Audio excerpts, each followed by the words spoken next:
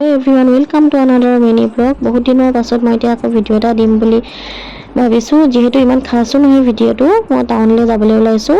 এফালে বস্তু দুটামান মোৰ নাইকিয়া হ'ল আৰু যিহেতু মানে যাওঁতে আহোঁতে ভিডিঅ' কৰিব নহ'ল, ইমানেই বেছি গৰম পৰিছে সেইকাৰণে ভিডিঅ'টো বনাব নহ'লগৈ। এইকেইটা বস্তু আনিলোঁ, 3টা বস্তু আছিলে। এফালে চুগাৰ পপছৰ মাস্কাৰা এটা আনিছোঁ, লং লাষ্টিং, সঁচাকৈ মানে বহুত লং লাষ্টিং হয়, ভাল। আৰু এফালে এই পাৰফিউমটো মানে মই খুব বেছি ভাল পাওঁ, মানে স্মেলটো বহুত ধুনীয়া। অল ডে ফ্ৰেগ্ৰেন্সটো আনে আৰু লগতে মানে নিউড লিপষ্টিক এটা শেষ হৈছিল, নিউড লিপষ্টিক এটাও আনিছোঁ।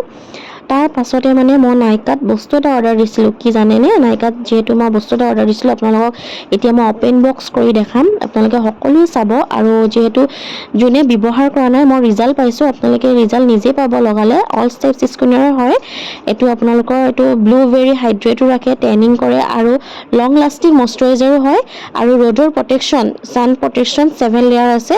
আপোনালোকে ব্যৱহাৰ কৰি চাবচোন। আজিলৈ বাই বাই।